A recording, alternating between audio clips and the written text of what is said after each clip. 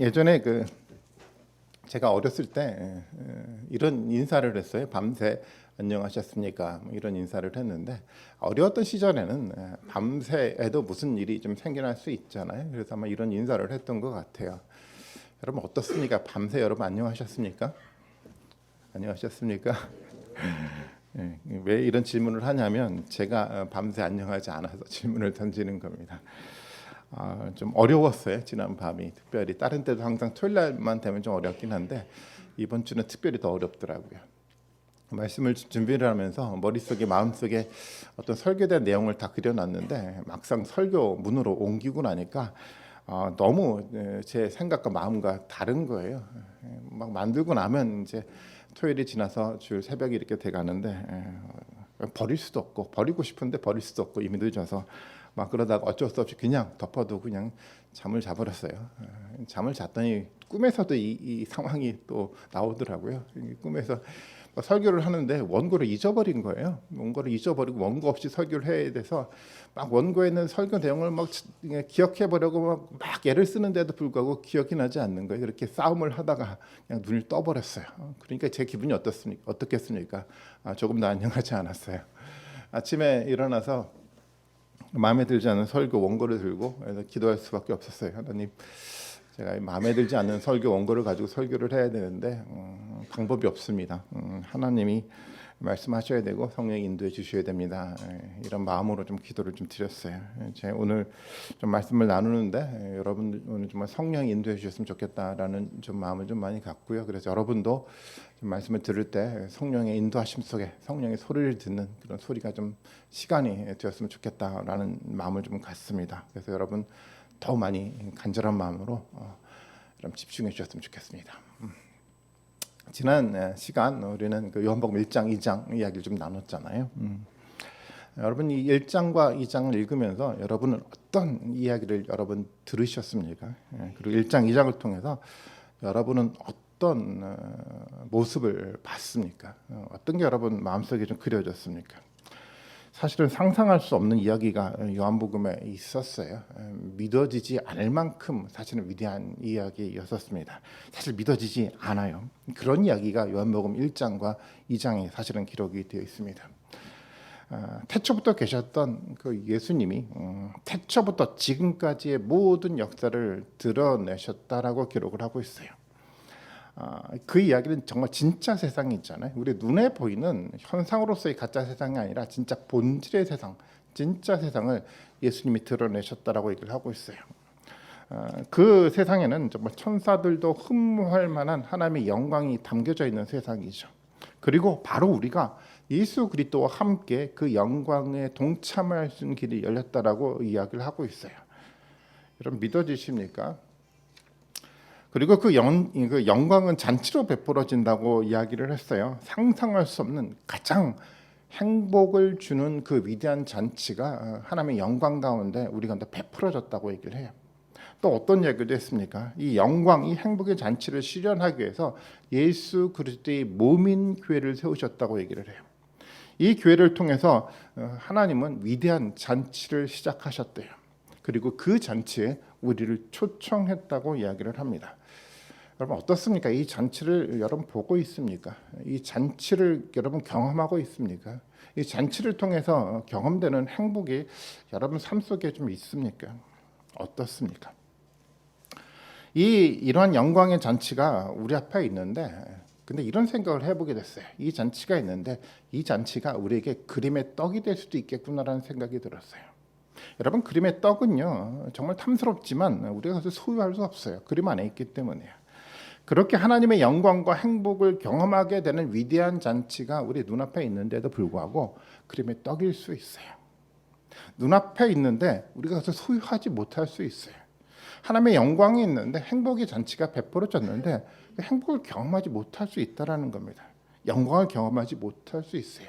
그냥 그림의 떡으로 보고만 살아갈 수 있다라는 겁니다. 정말 안타깝지 않습니까? 사실은 생각해 보면 이 안타까운 일이 우리 현대 교회 가운데 너무 많이 벌어지고 있어요. 그림의 떡으로만 보고 이 잔치를 그냥 보고만 있는 겁니다. 경험하지 못해요. 그것이 가져다주는 진정한 행복을 경험하지 못하고 그냥 살아가는 경우가 너무도 많았어요. 그렇지 않습니까? 오늘 본문에 나오는 그 니고데모라는 사람도 그런 사람이었어요. 니고데모는요, 성경의 표현을 보면 2절에서 이 밤에 예수께 말했다라고 표현을 해요. 밤이라는 단어를 강조를 하고 있는데, 왜냐하면 니고데모가 어둠의 사람이었기 때문에 이런 표현을 하는 겁니다. 어둠의 사람이었어요. 깨닫지 못하고 예수님 앞에 나왔던 사람이 니고데모였어요. 니고데모에게는 위대한 잔치를 보고 있지만 그냥 그림의 떡이었던 겁니다. 3장 10절 말씀에 보면 이런 표현을 합니다. 예수님께서 말씀하셨는데요, 너는 이스라엘의 선생이면서 이런 것도 알지 못하느냐라고 질문을 던져가고 있어요. 말씀을 가르치는 사람이었어요. 그런데 이런 것도 그 사람은 알지 못했어요. 성경에 대해 많은 이야기를 하고 많이 아는 사람이었을지 모르겠지만 그는요, 예수님에 대해서 진정으로 알지 못했어요. 3장 2절의 말씀에 보면 이런 표현도 하고 있습니다. 이 사람이 밤에 예수께서 와서 말했는데요, 라삐님, 우리는 선생님이 하나님으로부터 오신 분임을 압니다. 하나님께서 함께하지 않으면 선생님께서 행하시는 그런 표징을 아무도 행할 수 없습니다. 이 니고데모의 고백을 여러분 잘 들어보십시오. 이 니고데모는 바리새인이었는데요, 이 바리새인 이 사람들은요, 출애굽기 19장 6절에 나오는 것처럼 이스라엘을 거룩한 백성, 제사장 나라로 세우기 위해서 열심히 말씀을 묵상하고 경건하게 살아가려고 부단하게 노력했던 사람들이 바리새인들이었어요. 우리 용어로 표현한다고 한다면 건강한 교회를 세우기 위해서 말씀을 묵상하고 경건하게 열정적으로 살아갔던 사람을 의미하죠. 그런데 그 니고데모가 예수님을 하나님으로부터 온 분임을 고백하고 있어요. 니고데모는 표징을 봤어요. 그리고 이 표징은 하나님으로부터 온 분이 아니면 도대체 행할 수 없는 분이기 때문에 당신은 정말 하나님으로부터 온 메시아입니다라고 고백하는 것과 같아요. 이 정도의 삶을 살고 이런 고백을 하고 있다면 당연히 빛의 사람이 돼야 되지 않겠습니까? 많은 것을 알고 있다고 생각을 할 수밖에 없어요. 그런데 예수님의 평가는 달랐습니다. 그는 어둠의 사람이었어요. 그는 알지 못했어요. 왜 이런 문제들이 생겨납니까?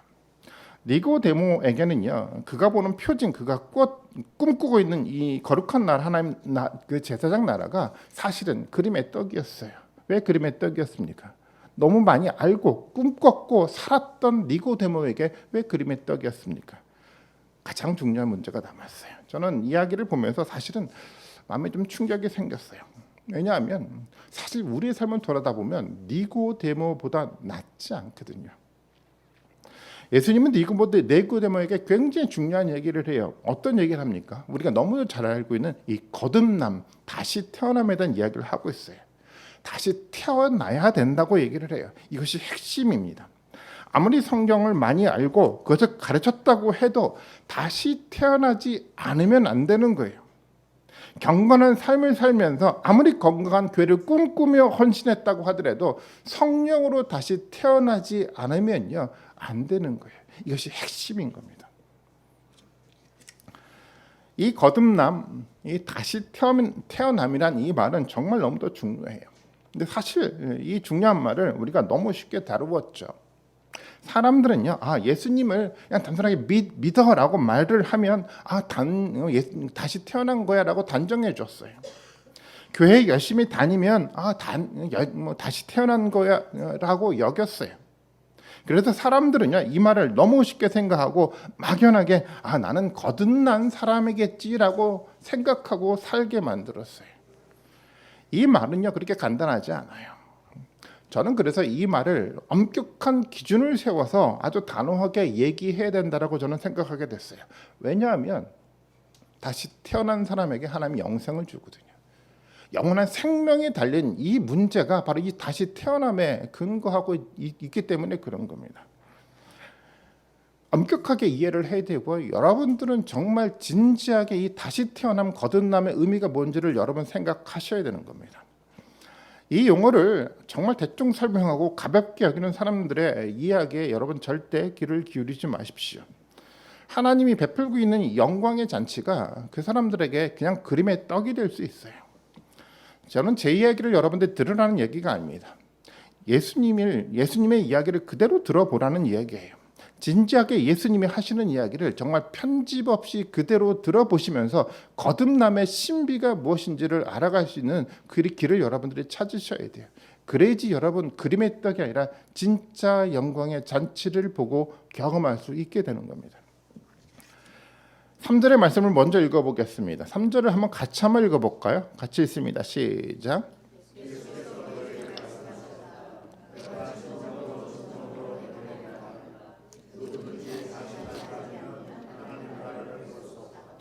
예수님의 이야기예요. 이렇게 얘기를 합니다. 누구든지 다시 나지 않으면 하나님 나라를 볼 수 없대요. 하나님 나라는요, 다시 태어나야 볼 수가 있습니다. 여러분 어떻습니까? 하나님 나라를 지금 보고 있습니까? 특별히 하나님 나라를 실현하기 위해 하나님이 이 교회를 세우셨는데 이 교회를 통해서 여러분 하나님 나라를 보고 있습니까? 단순히 나는 예수님이 이적을 행하셨다는 걸 믿고 있어요. 예수님은 하나님의 아들이고 그리스도임을 나는 믿고 있습니다. 그렇게 말하고 나는 하나님 나라를 보고 있다라고 여러분 단정질 지으면 안 돼요. 그런 이야기는 니고데모도 이미 다 했어요. 다시 태어나야 돼요. 거듭나야 돼요. 여러분 어떻습니까? 하나님 나라가 여러분 눈에 보이십니까? 저는 설교를 준비하면서 아주 진지하게 저 스스로에게 질문을 한번 던져봤어요. 나는 설교를 하면서 과연 하나님 나라를 보고 있는가라고 질문을 던져봤어요. 여러분도 여러분 스스로에게 한번 질문을 한번 던져보십시오. 설교를 들으면서 예배 참석하면서 여러분은 하나님의 나라를 지금 보고 있습니까? 특별히 우리가 세운 이 공동체를 통해서 실현되는 하나님 나라를 눈으로 목도하고 있습니까? 여러분 어떻습니까? 저는 아직 많이 부족해서 아주 선명하게 하나님 나라를 보고 있습니다라고 말씀을 드리지는 못하겠어요. 하지만 흐릿하게 보이지만 분명한 하나님 나라를 보고 있다라고 말씀을 드릴 수는 있어요. 먼저 계속 말씀하고 있는 예수 그리스도를 보게 돼요.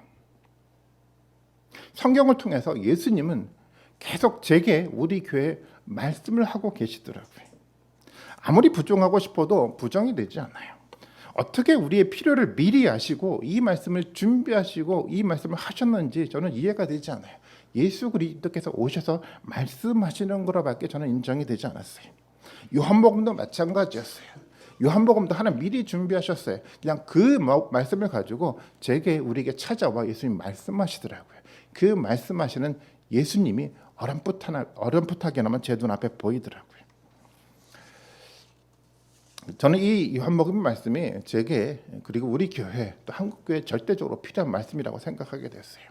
그리고 계속 예수님은 이 말씀을 하시면서 계속 무엇인가를 보여주기 시작을 하셨어요. 마음에 아주 희미하지만 그림이 그려지기 시작을 했어요. 그리고 처음에는 아주 흐릿하지만 말씀이 하나씩 쌓여갈 때마다 그 흐릿함이 조금씩 걷어져 가고 조금씩 선명해져가는 하나님의 그림이 보여지기 시작을 했어요. 그리고 언젠가 이 흐릿함이 완전하게 사라져가면 하나님 나라가 아주 선명 제 앞에 덜컥 나타날 거라고 저는 믿고 있어요. 그리고 무엇보다도 이 하나님 나라에 대한 갈망이 생기기 시작을 했습니다. 목마름이 생겼어요. 이 세상에 대한 갈망, 목마름이 아니라 하나님 나라가 이곳 가운데 임하기를 원하는 너무도 간절한 갈망이 제 가운데 생겨나기 시작을 했어요. 그래서 목회도 하고 있는 겁니다. 이것이 제가 보기에는 하나님 나라예요. 여러분 어떻습니까? 여러분 눈에 보이는 하나님 나라는 지금 어떻습니까? 다시 태어난 사람은요 하나님 나라를 보게 돼 있어요. 단순하게 사람이 모여지는 사람의 공동체가 아니라 하나님의 역사는 위대한 하나님 나라를 볼 수 있게 되어 있습니다. 그렇다면 이 거듭남, 다시 태어남이라는 도대체 뭘까요? 아주 중요한 질문입니다. 여러분 이 질문에 여러분 답을 다셨으면 좋겠어요. 다시 태어난다라는 말은 니고데모가 잘못 이해했던 것처럼 어머니 뱃속에 들어가서 다시 태어난 것을 의미하지 않아요. 가장 핵심적인 이야기가 있죠. 다시 태어난다는 건 어떻게 다시 태어나는 겁니까? 성령으로 다시 태어나는 것을 말해요. 가장 핵심적인 단어예요. 성령으로 다시 태어나야 되는 겁니다. 성령을 알아야 돼요. 3장 8절의 말씀 봐볼까요? 이렇게 표현하고 있습니다. 바람은 불고 싶은 대로 분다. 너는 그 소리는 듣지만 어디에서 와서 어디로 가는지 모른다. 성령으로 태어난 사람은 다 이와 같다라고 표현을 해요. 이런 사람이 성령으로 태어난 사람이야라고 예수님이 설명을 하고 있어요. 이 말씀을 통해서 예수님은 성령으로 태어난 사람이 어떤 사람인지 우리에게 보여주고 있어요. 그래서 우리는 이 성령으로 다시 태어난 사람이 우리가 정말 다시 태어난지 구분을 할 수 있게끔 우리에게 지혜를 주기도 합니다. 예수님은 성령을 바람으로 설명을 하고 있어요. 바람 우리가 느끼고 바람의 소리를 듣고 있지 않습니까? 우리가 알고 있는 바람이라는 그 이야기를 통해서 성령을 설명했어요. 그래서 성령 사실 어렵지 않아요. 성령에 대한 이야기요. 우리도 얼마든지 이해할 수가 있습니다. 사실은 많은 사람들이 성령을 너무 신비스럽게 이상하게 설명을 하니까 어려워 보이지만 사실은 그렇지 않아요. 오늘 본문의 이야기를 자세히 진지하게 읽어 내려가다 보면 성령의 이야기를 우리는 얼마든지 들을 수 있습니다. 본문을 통해서 두 가지 이야기를 하는 거예요. 우리 자세히 한번 살펴보겠습니다. 이 이야기 속의 첫 번째 이야기는 뭐냐면 바람의 소리를 들을 수 있는 것처럼 우리도 누구의 소리를 들을 수 있다는 얘기죠. 성령의 소리를 들을 수 있다라는 거예요. 성령으로 다시 태어난 사람은요, 성령의 소리를 들을 수 있어요. 그리고 두 번째요, 이 성령이 어디에서 와서 어디로 가는지 몰라요. 바람이 그렇지 않습니까? 정말 그래요. 이야기를 좀 더 구체적으로 생각해 볼게요. 첫 번째 이야기요. 너무 중요한 이야기인데요. 성령으로 태어난 사람은요, 성경을 통해서 성령의 소리를 듣습니다. 당연하죠. 양이 목자의 소리를 듣는 것처럼 하나님의 사람은요, 당연히 하나님의 소리를, 성령의 소리를 들어야 되는 겁니다. 성경을 읽거나 또 설교를 들을 때 여러분 목사의 소리를 듣는 게 아니에요. 누구의 소리를 듣습니까? 이 이야기를 통해서 성령의 소리를 들을 수 있어야 돼요. 당연한 겁니다. 단순한 역사 이야기나 도덕적 교훈을 주는 어떤 이야기를 듣는 것이 아니라 먼저요, 성령이 우리 가운데 들려주는 그 음성을 들어야 되는 거죠. 성령으로 거듭난 사람은 그렇다는 거예요. 당연한 겁니다. 성령으로 다시 태어난 사람은요, 성령의 소리를 들어요. 성령이 하시는 그 소리를 듣는다는 이야기는 그 소리의 권위를 인정한다는 이야기이기도 해요. 권위 있는 하나님의 말씀으로 당연히 듣게 되는 거예요. 성경을 통해서 듣는 이 성령의 소리가 권위 있게 내 마음 가운데 들려지기 시작을 해요. 권위 있으니까요, 이 말씀을 쉽게 다루지 않아요. 쉽게 생각하지 않아요. 쉽게 잊지 않아요. 하기 싫다고 또 때때로는 하기 어렵다고 이 소리를 쉽게 마음에서 지워버리지 않아요. 오히려요, 기억하려고 부단하게 노력을 해요. 오히려 그 권위에 순종하려고요, 무릎 꿇고 부단하게 기도하며 이 말씀에 순종하려고 결단하게 됩니다. 당연하지 않습니까? 성령의 소리를 듣는데요, 그 속에 권위가 발견되는데요, 어떻게 쉽게 잊어버릴까요? 여러분, 기억하려고 하고 부단하게 내가 순종하려고 하고 부단하게 기도하게 되는 겁니다. 성령으로 태어난 사람은 이런 모습을 갖게 돼요. 제가 질문을 던져봅니다. 어떻습니까? 우리는 어떻습니까? 그리고 둘째, 성령은 우리가 알지 못하는 곳으로 우리를 이끌어가게 돼 있어요. 성령은 어디로 가는지 모릅니다. 성령이 성령으로 태어난 사람을 어디로 이끄는지 우리는 사실 잘 몰라요. 바람이요, 불고 싶은 대로 부는 것처럼 성령은요, 우리가 계획하고 우리가 생각한 곳이 아니라 성령이 계획한 우리가 알지 못한 세상으로 우리를 이끌어 간다라는 거예요. 이게 성령과 함께 살아가는 삶의 모습인 겁니다. 사실은 그렇죠. 우리가 알지 못하는 곳으로 이동할 때마다 우리는 불안해요. 긴장이 돼요. 우리가 모르기 때문에 그래요. 우리가 알고 있는 곳에 있으면 사실 편안하죠. 스스로 계획을 세울 수도 있고요, 그 계획에 맞게 준비도 할 수 있어요. 편안해요. 보통 사람들이 다 그렇게 살아갑니다. 근데 성령으로 다시 태어난 사람은 달라요. 성령이 우리를 알지 못하는 곳으로 인도하기 시작을 해요. 계획을 세울 수도 없어요. 어떤 준비도 할 수 없습니다. 그래서 때때로는 불안해요. 그런데 성령으로 다시 태어난 사람은요, 불안해도 성령의 소리를 들으면서요, 성령께 자신의 모든 삶을 맡기고 성령과 함께 그 길을 떠나게 돼 있어요. 그래서 저는 이 길을 성령과 함께하는 이러한 여행이라고 말씀드리고 싶어요. 여행 아니겠습니까? 성령과 함께하는 여행은요, 사실 불안해 보여요. 하지만 이 여행은요, 가장 안전한 여행입니다. 알지 못하는 곳을 향해 우리가 나아가긴 하지만 괜찮아요. 그 여행 계획을 누가 세웠습니까? 성령이 세우셨어요. 성령이 인도하고 계세요. 그 계획을 처음에 알지 못해서 선명하지 못하니까 때때로는 불안할지 모르겠지만 성령과 더불어 그 길을 걸어가기 시작을 하면 그 계획이 조금씩 보이기 시작을 해요. 그리고 그 여행을 즐길 수 있게 되는 겁니다. 그리고 무엇보다도요, 우리가 알지 못하는, 경험해 보지 못하는 새로운 세상을 보게 돼 있어요. 우리가 익숙한 곳이 아니라 낯선 곳으로 이동을 해 나갈 때 그 속에서 우리는 새로운 세상을 보게 됩니다. 이 세상이 어떤 세상일까요? 바로 하나님의 나라인 겁니다. 그래서 앞서 말씀을 드렸던 것처럼 성령으로 다시 태어난 사람은 그래서 어떤 나라를 볼 수 있습니까? 하나님 나라를 볼 수 있게 되는 겁니다. 성령이 이렇게 우리와 함께 멋진 여행을 준비하고 우리와 함께 진행해 나가고 있다는 겁니다. 어떻습니까? 지금 우리는 낯선 곳으로 성령과 함께 끊임없는 여행을 하고 있는 것 같습니까? 여러분 어떻습니까? 예수님의 여기는 여기서 끝나지 않아요. 한 단계 더 깊이 들어가면서 이야기를 해나가요. 사실은 예수님의 이야기가 제가 세 가지 이야기를 드렸는데 하나의 이야기가 끝나고 또 다른 얘기를 하는 것이 아니라 하나의 이야기를 적도 깊이 있게 하나씩 들어가면서 구체적으로 얘기를 진행을 해 나가고 있는 겁니다. 한 단계 더 깊이 들어간 이야기가 3장 14절에 기록되어 있어요. 한번 같이 한번 읽어보겠습니다. 14절입니다. 시작.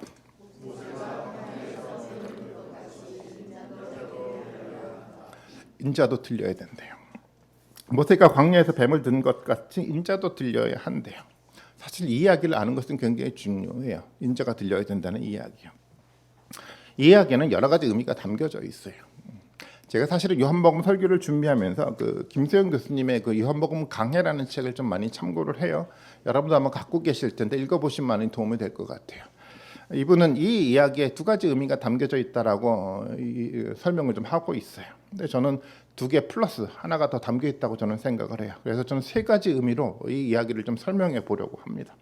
먼저 인자가 들려야 된다는 것, 우리가 너무도 잘 아는 것처럼 이 인자가 십자가에 달려 들려야 된다는 의미로 받아들이면 돼요. 당연하죠. 예수님이 먼저 십자가에 들려 올려야 가야 돼요. 이 이야기는 민수기를 통해서 좀 더 정확하게 이해할 수가 있어요. 모세가 광야에서 뱀을 들었는데 그 이유가 있어요. 이스라엘 백성들은요, 자신들을 이집트에서 이끌어서 광야로 이끌어간 모세와 하나님을 원망하기 시작을 했어요. 왜 원망했습니까? 광야에서 살다 보니까 이 광야는 자신들이 생각했던 곳도 아니고 자신들이 꿈꿨던 곳도 아니었어요. 적어도 이집트보다는 더 풍요로워야 되는데 광야는 그런 것이 아니었어요. 광야는 철저하게 하나님만 의지하고 살아갈 수 있는 것이 광야였어요. 그들은 생각하지 않았어요. 예상치 못한 것이 이스라엘 백성들에게 광야였습니다. 그래서 그들은요, 하나님을 신뢰하지 않았어요. 의지하지 않고 하나님에게 원망하고 불평하기 시작을 했습니다. 그곳에서 그들은요, 모세와 하나님 원망했어요. 계속 불평을 했어요. 이유는 그거예요. 그냥 그 속에서 하나님을 신뢰하지 않았어요. 하나님을 의지하지 않았어요. 그것이 이스라엘이 지은 죄였습니다.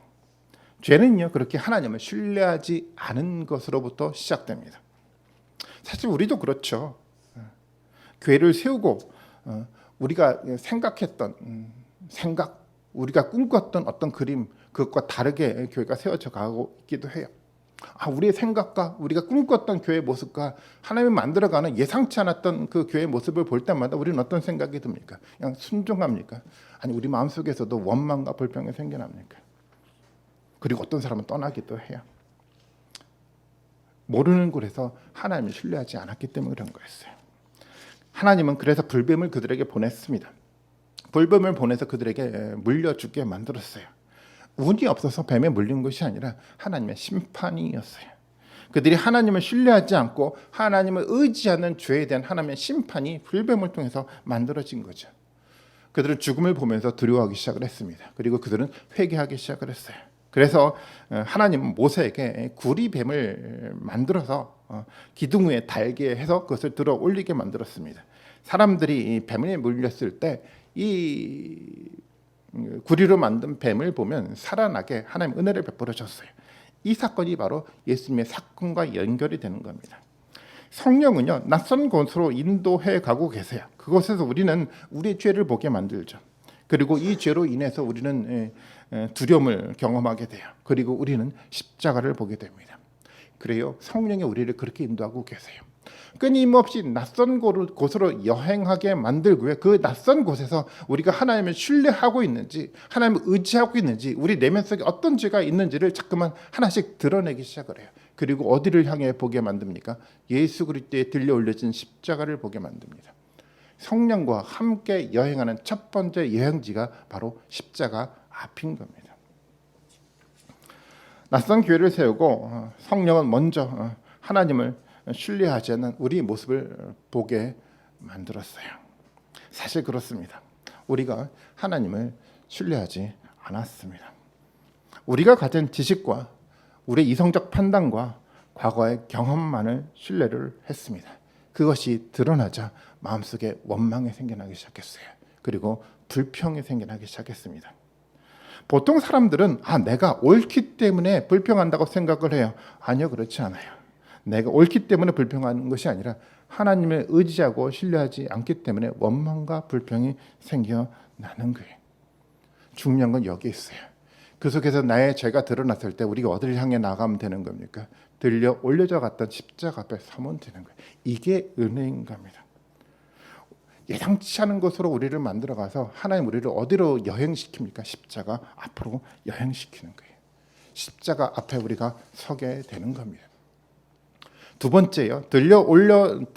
들려져야 한다는 이야기는 뭐냐면 두 번째 의미는요. 하늘로 들려 올려진다는 이야기입니다.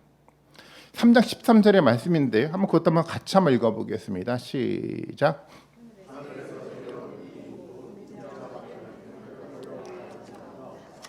인자는 어디로 올라갑니까? 하늘로 올려져 간대요. 이 단어가 같은 의미로 쓰여진 겁니다. 예수님이 십자가 달려 들려 올려질 때 그것은 어디를 향해 올려져 가는 겁니까? 단순하게 십자가 들려 올려져 가는 것으로 끝나는 것이 아니라 이것이 어디로 올라가는 겁니까? 하늘로 올려져 가는 그 행위로 표현을 하고 있는 거예요. 예수 그리스도의 십자가는 고통의 십자가이지만 또 이 십자가는요, 영광의 십자가인 겁니다. 하늘로 들려 올려지기 때문에 당연히 영광의 십자가라는 겁니다. 사람들은요, 십자가의 길을 고통의 길로만 생각을 해요. 그렇지 않아요. 고통의 길이 아니라 이 십자가의 길은요, 하늘로 연결되는 영광의 길이라는 겁니다. 성령은요, 우리를 그렇게 인도하고 계신 겁니다. 단순하게 십자가의 고통에 머무는 것이 아니라 그것을 넘어서 관통해서 하늘의 영광에 이르는 그 위대한 여행을 성령은 우리에게 하게 만드는 겁니다. 빌립보서의 말씀에 보니까 사도 바울이 그래서 이런 표현을 하더라고요. 내가 그래서 예수 그리스도의 죽으심을 본받아서 하나님의 영광의 부활에 이르기를 나는 너무도 원합니다라고 사도 바울이 고백하고 있더라고요. 똑같은 고백 아닐까요? 영광에 이르는 이 길이요. 성령과 함께하는 그 영광의 길이 예수 그리스도의 십자가를 통해서 우리 가운데 만들어져 가는 겁니다. 이 말이 우리 가운데 굉장히 희망을 주죠. 예수님이 인자가요 하늘로 올라갔대요. 이 한 분밖에 올라가지 않아요. 이것이 왜 우리에게 희망을 주냐면 우리가 앞서 말씀을 드렸던 것처럼 혼인잔치 속에 있는 포도주의 표징이 우리가 보이지 않았습니까? 포도주를 통해서, 포도주는 뭐를 상징하는 거라고 말씀을 드렸죠. 예수 그리스도의 피를 상징한다고 해요. 예수 그리스도의 피를 마실 때 우리는 어떤 몸을 이룹니까? 예수 그리스도 한 몸을 이룬대요. 예수 그리스도께 한 분만 하늘로 올라가셨는데 예수님은 한 분만 올라가신 것이 아니라 한 몸을 이룬 하나님의 교회예요. 성령으로 거듭난 사람들이 함께 올라가는 거라고 설명을 하고 있는 겁니다. 이 영광의 길에 우리가 동참하고 있는 거예요. 성령으로 다시 태어난 사람들이 여행하는 곳은 다른 곳이 아니라 바로 이 하늘입니다. 여기서 말하는 하늘은 물리적 장소에 눈에 보이는 하늘을 말하는 것이 아니고요. 이 나라는요, 본질의 세상이에요. 진짜 세상을 말해요. 완전한 세상이에요. 완전한 잔치와 완전한 행복이 경험되는 그 완전한 세상을 말하는 거예요. 성령은요, 이 영광의 나라로 우리를 이끌어가고 있다라고 이야기를 하고 있어요. 이것은 정말 아무도 알지 못하는 신비한 곳입니다. 그래서 누구만 계획하고 누구만 이끌어갈 수 있습니까? 성령만이 하실 수 있어요. 우리가 생각하고 우리가 꿈꿨던 곳이 아니었어요. 정말 예상치 않았지만 하지만 가장 완전한 곳이요. 그곳은 바로 성령만 인도할 수 있어요. 성령만이 그런 능력을 가지고 있습니다. 그 성령이 여러분과 함께 이 여행을 하기를 원하고 계신 거예요. 여러분 그 여행을 지금 동참해 나가고 있습니까? 이 위대한 잔치에 여러분 함께하고 있습니까? 세 번째요. 들려진다는 이야기는요, 이제 하늘과 땅에 사다리가 놓여 있다는 의미였어요. 요한복음 1장 15절이 굉장히 중요한 얘기를 했잖아요. 이런 얘기를 하는데 1장 51절입니다. 예수께서 그에게 또 말씀하셨는데요. 내가 진정으로 너에게 말하는데 너희는 하늘이 열리고 하나님의 천사들이 인자 위에 오르락 내리락 하는 것을 보게 될 것이다 라고 얘기를 해요. 야곱의 사다리에 관계된 이야기잖아요. 하늘이 열렸대요. 사다리가 만들어졌습니다. 그래서 어떻게 됩니까? 천사가 오르락 내리락 한대요. 하늘과 땅이 관통이 된 겁니다. 하늘과 땅이 연결이 돼 있어요. 이 이야기는 어떤 얘기냐면 우리가 살아가는 이 땅과요, 하늘이 연결되어 있다는 의미입니다. 또 다르게 이 이야기는 뭐냐면 우리가 살아가는 현재와 미래가 연결되어 있다라는 이야기입니다. 도대체 이게 무슨 말입니까? 이해가 되지 않을 이야기 아닐까요?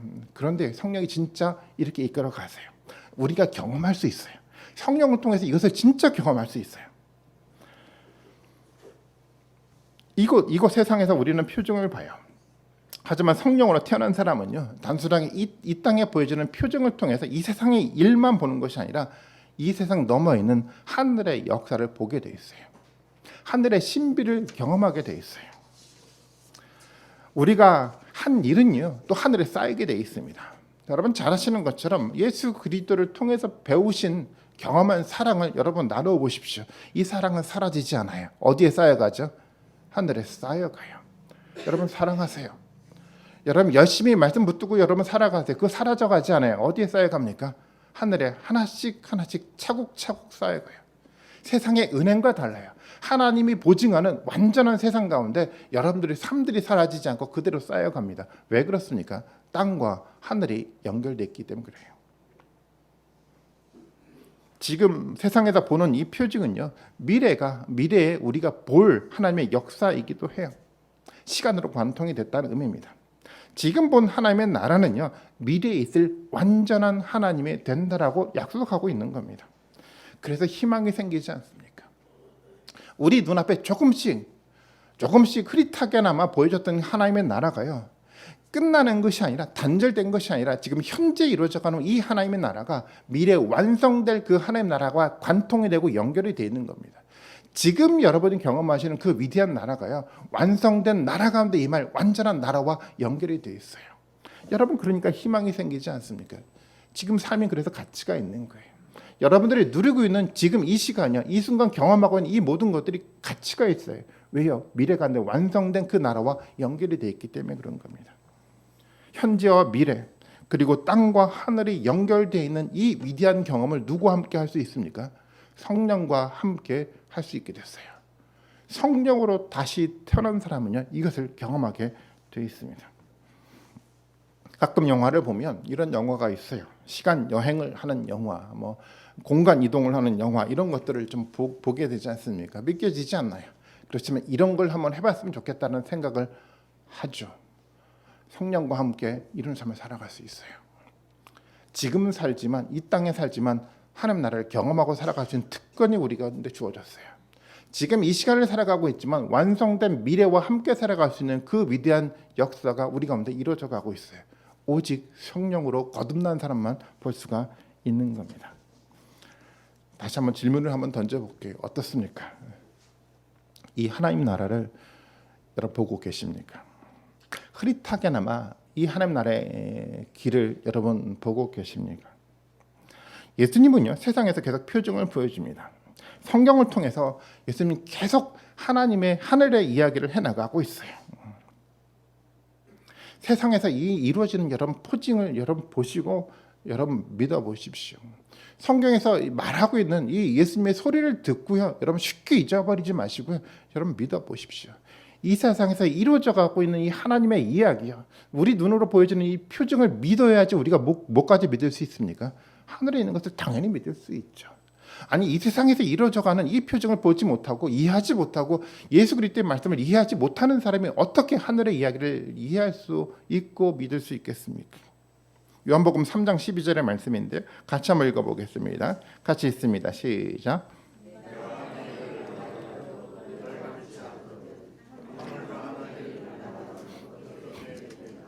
예, 땅에서 하는 일을 여러분 예수님 말하여도 믿지 않으면 하늘의 일을 믿을 수 없어요. 땅속에 예수님이 보여줬던 표징이요, 우리 가운데 성경을 통해서 보여줘가고는 예수님의 이야기를 여러분 믿을 때 우리는 뭐가 보이기 시작합니까? 하늘의 이야기가 보이기 시작해요. 하늘의 이야기를 믿을 수 있는 그 은혜가 우리 가운데 주어지더라는 겁니다. 성령으로 다시 태어난 사람은요, 그림의 떡만 보고 살아가지 않아요. 성령으로 다시 태어난 사람은 구체적으로 하늘의 이야기를 실제로 경험하고 그 하나님 나라 속에 이루어져가는 그 행복을 경험하고 살아가게 돼 있습니다. 우리는 어떻습니까? 우리의 마음은 여러분 어디에 있습니까? 이 세상에 있습니까? 아니면 하나님 나라에 있습니까? 앞서 말씀을 드렸던 것처럼 하나님의 나라는요, 성령으로 거듭난 사람에게 보여진다고 얘기를 했어요. 성령은요, 그 나라로 우리를 이끌어가고 계세요. 십자가 앞에 우리를 세우시고요, 하늘의 그 길로 우리를 인도하시고 이 땅과 하늘과 관통되어 있는 하나님의 위대한 역사를 보고 경험하게끔 성령으로 우리를 인도해 나가고 계세요. 인자가 들려 올려짐을 통해서 우리 가운데 선명하게 보여졌습니다. 시간이 지나가면서 점점 더 선명해지게 됩니다. 한 번에 다 이해할 필요가 없어요. 한 번에 다 경험해야 된다 그러면 생각할 필요도 없습니다. 아주 흐릿하게나마 우리가 볼 수 있으면 돼요. 방향만 놓치지 않으면 됩니다. 성령으로 거듭난 사람은요, 그렇게 길을 가게 돼 있어요. 성령과 함께 여러분 여행을 출발해 보십시오. 때때로는 불안하죠. 긴장이 되죠. 하지만 성령과 함께 여행을 하면서 보여져가는 새로운 어떤 역사를 여러분 경험하는 그런 은혜가 우리 가운데 있었으면 좋겠어요. 저는요, 목회를 하면서 우리 모두가 이 하늘의 이 위대한 잔치를 그림의 떡으로만 보고 살지 않았으면 좋겠어요. 진정한 하나님의 거듭남들을 다시 한번 경험하고 그것을 통해서 주어지는 실제 하나님 나라가 우리 삶 가운데, 우리 마음 가운데 경험되는 놀라운 축복의 은혜가 우리 가운데 정말 있기를 바라겠습니다. 진지하게 여러분 거듭남의 신비를 여러분 이해하시기 바랍니다. 그리고 이 거듭남의 신비를 통해서 만들어져가는 상상하지 못하는 그 위대한 경험을 하는 놀라운 축복의 은혜가 우리 모든 분들 가운데 함께 하기를 주님의 이름으로 축원드리겠습니다.